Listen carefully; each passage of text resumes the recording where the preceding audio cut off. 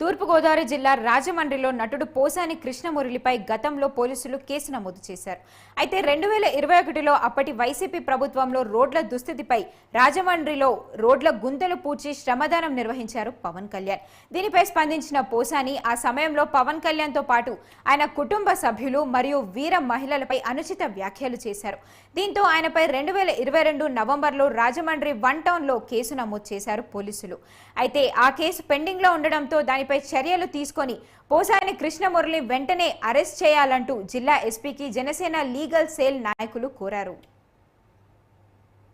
Janasena party అధ్యక్షుడు శ్రీ కొడిదెల పవన్ కళ్యాణ్ గారు ఆంధ్ర రాష్ట్ర రోడ్ల దుస్థితి వలన శ్రమదానం చేయాలని కార్యకర్తలకి యాక్టివ్ మెంబర్స్కి ఇచ్చిన పిలుపు మేరకు అది అక్టోబర్ 2 గాంధీ జయంతి రోజున ఆ శ్రమదానం చేసే సందర్భంలో దాన్ని డిస్టర్బ్ చేయాలని వైఎస్ఆర్ కాంగ్రెస్ పార్టీ యొక్క సీనియర్ మెంబర్ అయినటువంటి పోసాని కృష్ణమురళి గారి ద్వారా కుట్రపూరితమైన వ్యవహారంతో జనసేన కేడర్ని, జనసేన అధ్యక్షుడిని, వీర మహిళల్ని అసభ్యకరంగా మాట్లాడుతూ ప్రింట్ ముందు, ఎలక్ట్రానిక్ ప్రింట్స్ ముందు, ఈ న్యూస్ పేపర్స్ ముందు మాట్లాడి దాన్ని డిస్టర్బ్ చేయాలని, డైవర్ట్ చేయాలని పవన్ కళ్యాణ్ గారి మీద,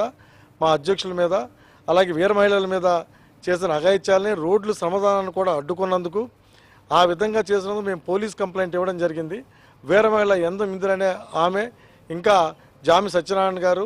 అలాగే భాషా గారు, ఇంకా వీళ్ళందరూ రాజేష్ ఖన్నా గారు అందరూ కలిసి పోలీస్ కంప్లైంట్ 1 టౌన్ పోలీస్ స్టేషన్లో ఇచ్చారు. ఇదంతా కూడా రాజమండ్రి అధ్యక్షుడైనటువంటి వై శ్రీనివాస్ గారు ఆధ్వర్యంలో చేస్తే ఆ పోలీస్ కంప్లైంట్ ఏ విధమైన యాక్షన్ తీసుకున్న సందర్భంలో దాన్ని దరిమిల ఎస్పీకి, డిఐజీకి, డీజీపీకి అందరికీ కూడా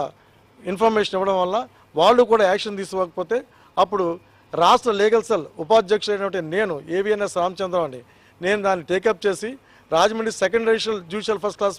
మేజిస్ట్రేట్ కోర్టులో ఓ ప్రైవేట్ కంప్లైంట్ పడేయడం జరిగింది. అతని యొక్క రికార్డ్స్తో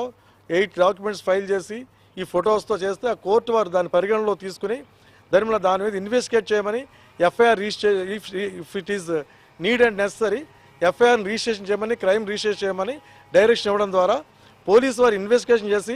ఈ యాక్టివ్ మెంబర్స్ శ్రీనివాస్ గారి ఆధ్వర్యంలో అందరి యొక్క స్టేట్మెంట్స్ రికార్డ్ చేసి ఎఫ్ఐఆర్ రిజిస్టర్ చేశారు. అయినప్పటికీ అప్పటి గవర్నమెంట్ ఏ విధంగా యాక్షన్ తీసుకోలేదు. అప్పుడు పోలీసు కూడా కథ రాకపోవడం వలన